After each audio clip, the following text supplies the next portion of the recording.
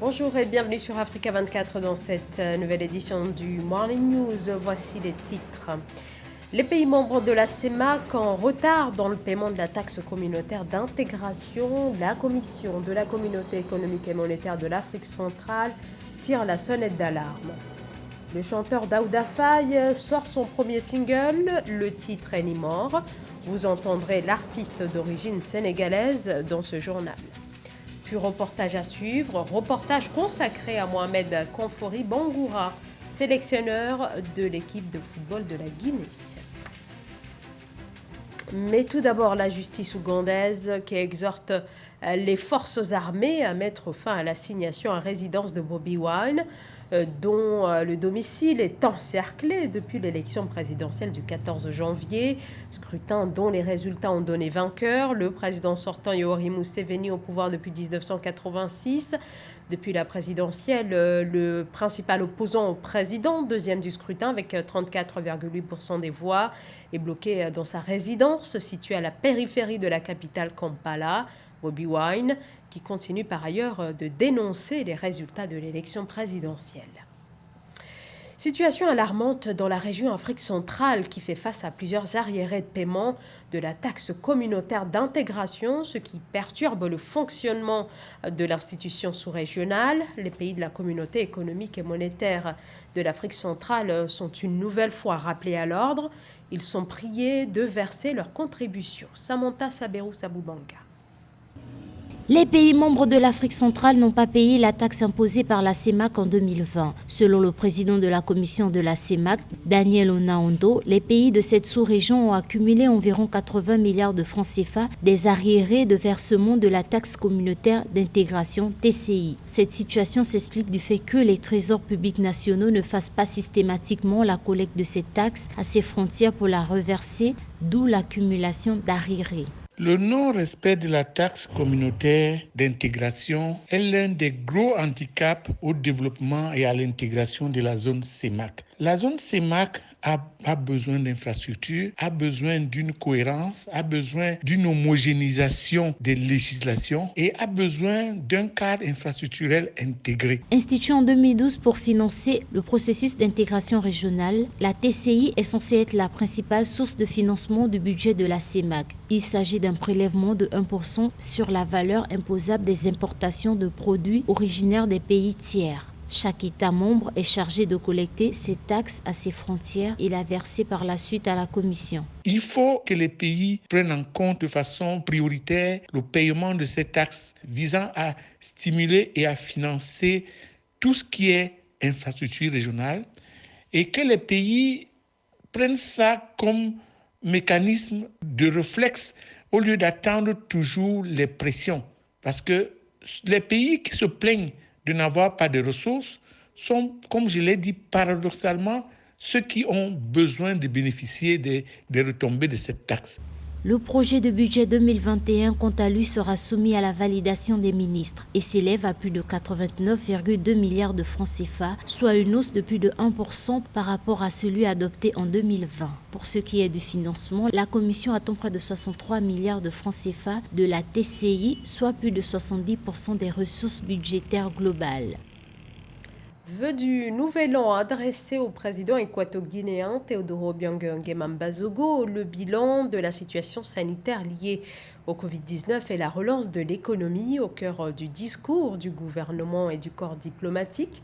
Tous ont fait part de leur espoir pour 2021 tout en énumérant plusieurs de leurs priorités pour l'année qui s'ouvre. Nathalie Mauve. Le 22 janvier 2021, le gouvernement, la classe politique et le corps diplomatique ont présenté leurs vœux au président de la République de Guinée équatoriale, Teodoro Obiang Nguema. La cérémonie traditionnelle qui a habituellement lieu le 28 décembre de chaque année a été repoussée en raison de la pandémie de Covid-19. La crise sanitaire a eu un impact négatif sur le processus de diversification en cours dans le pays. En Guinée équatoriale, la Covid-19 a mis en déroute aussi bien les projets que les budgets mis en place en 2020 par ce gouvernement. Mais il a su anticiper, il a su revoir à temps tous ces différents budgets, tous ces différents projets. autour du plan national de développement pour l'horizon 2035. Et donc, le président, avec son gouvernement, ont su faire face à la pandémie depuis 2020. Donc, le président a dit qu'il faut désormais s'unir donc autour de nos scientifiques, autour de nos instances dirigeantes pour faire face à la pandémie. Le président équato-guinéen Obiang Nguema a tenu la main aux partis politiques de l'opposition, un acte hautement symbolique en faveur de la stabilité politique dans le pays, de l'avis du chef de l'État de la Guinée équatoriale. Avec une collaboration plus accentuée avec ses partenaires extérieurs, la Guinée équatoriale souhaite atteindre les objectifs de son programme de développement économique à l'horizon 2035. Nous avons toujours maintenu un dialogue avec les différentes forces politiques de l'opposition légalement établies dans le pays, dans le cadre du pacte national contraignant pour discuter des aspects de la vie sociopolitique de l'État. Le gouvernement continuera toujours à tendre la main et à être prêt à écouter tous les acteurs qui s'intéressent à la prospérité de notre nation. Mon invitation reste ouverte à ceux qui souhaitent se joindre à cette grande marche nationale. Dans son discours, le président Obiang Nguema a invité les pays, les Nations Unies et l'Organisation mondiale de la santé à plus de solidarité pour revenir à bout de la crise sanitaire. L'opposition, elle, a salué l'action du chef de l'État en matière de lutte contre la corruption en 2020. Elle souhaite en 2021 que des mesures correctives exemplaires soient prises à l'encontre des auteurs de ces actes illicites. Ce lundi, il y a 10 ans, jour pour jour, marquait le début du mouvement de la place Tahrir, le 25 janvier 2011 au Caire, un soulèvement populaire qui a abouti à la chute du président Hosni Moubarak, une révolution qui avait suscité beaucoup d'espoir, des espérances très rapidement déçues. En Égypte, une junte militaire se substituera finalement à l'ancien président. Depuis, le régime qui s'est par la suite mis en place, avec à sa tête le président Abdel Fattah al-Sisi, n'a fait que se renforcer avec une chape de plomb qui s'est abattue notamment sur les médias. Le pays compte plus d'une centaine de journalistes aux arrêts et au total, l'Égypte compterait aujourd'hui 60 000 prisonniers politiques, un chiffre qui est sous-évalué, considère les organisations de défense des droits de l'homme. Stigmatisées et marginalisées, c'est la dure réalité à laquelle sont confrontées les personnes atteintes d'autisme dans certains pays d'Afrique subsaharienne où la prise en charge est quasi inexistante. Dans ces pays, les enfants autistes et leurs familles doivent faire face à l'isolement. Au Cameroun, notre journaliste Corinne Kamdem est allée à la rencontre de l'une des rares structures qui leur viennent en aide. La première reconnaissance et description de l'autisme par le psychologue autrichien Leo Kanner remonte à 1943. Malgré les progrès réalisés au niveau de la recherche et de la médecine, en Afrique subsaharienne, être parent d'un enfant autiste et parvenir à trouver un centre ou une école spécialisée est un véritable exploit. Problématique à laquelle Sophie Ngambi Mbok a décidé de s'attaquer. Maman de 2 garçons diagnostiqués autistes Asperger, elle est la fondatrice du groupe scolaire bilingue Les Pivers, une école primaire basée à Yaoundé au Cameroun qui accueille des enfants atteints d'autisme en leur procurant un suivi spécialisé. C'est un trouble qui est très méconnu, qui suscite beaucoup d'interrogations. Et au Cameroun, le handicap en général, tant qu'il n'est pas encore subi par quelqu'un de très important qui aurait une voix qui porte, c'est pas un intérêt. C'est pas un intérêt. Pire encore, les handicaps qui ne sont pas visibles. Un aveugle, on le voit tout de suite, il ne voit pas. Un sourd, on s'en rend compte tout de suite, il n'entend pas. Un handicapé moteur, le fauteuil roulant, on ne peut pas le plier dans sa poche. Mais le trouble du spectre autistique a pour particularité de pouvoir être invisible selon qu'on est atteint de la forme plus ou moins intense ou modérée. Si certains gouvernements ont adopté des politiques éducatives, sociales et médicales qui tiennent compte dans une mesure ou une autre des personnes ayant des troubles envahissants du développement, en Afrique, les progrès restent peu visibles. Face à la faiblesse des pouvoirs publics, des personnes, le plus souvent parents d'autistes comme Sophie ou médecins, ont pris le taureau par les cornes en créant des structures privées plus ou moins développés. C'est un projet qui est porté quasiment par mon mari et moi.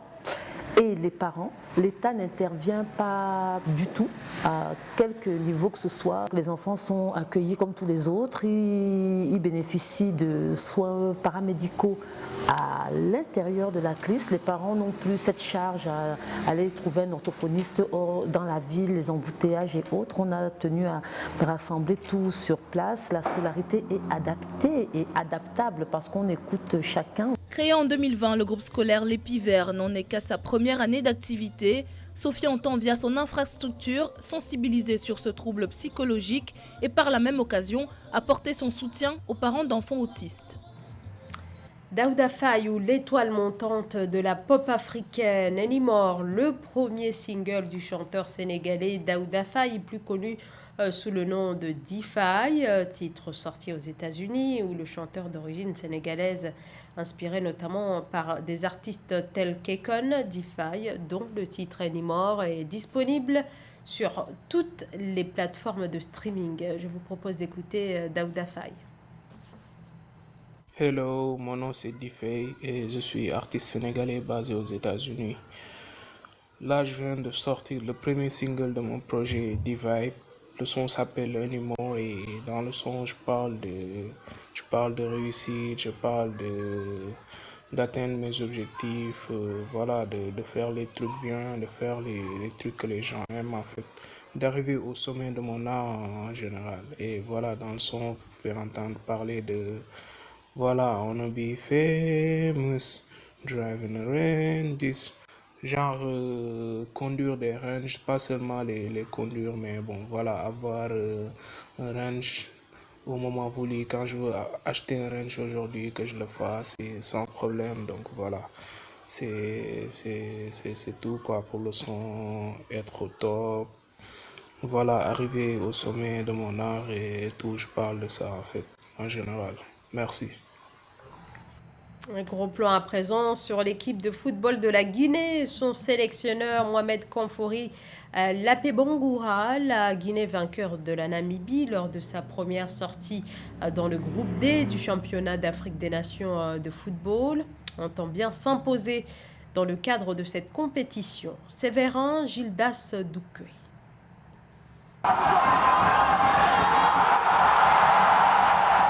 Il aura mieux fait avec le Sili local que quiconque. Kamfouri Lapé Bangoura, 60 ans, est le sélectionneur de l'équipe de Guinée-Conakry. Son palmarès avec cette équipe en dit long sur son expérience. Bon, pour ne pas dire beaucoup de choses, d'abord qualifier cette équipe 3 fois de suite, qui a participé à ces 3 phases finales. Le CHAN de Rwanda 2016, 4e. Celui du Maroc, on a été éliminé au premier tour. Et aujourd'hui, nous voilà au Cameroun pour celui de 2020 où certainement on a bien débuté. Après les clubs AS Kaloum et Oroya AC, il est porté à la tête de l'équipe de Guinée en 2016. L'expérience dont il peut se vanter est le résultat de sa passion et de son abnégation pour ce métier, mais aussi de nombreuses formations. En matière de football, dans mon pays, c'est d'abord un plaisir. Au-delà de la formation que j'avais, je suivis un cours en ligne qui a beaucoup renforcé mes capacités encore. C'est-à-dire, c'est le PAISAC, ça se suit sur le Canada.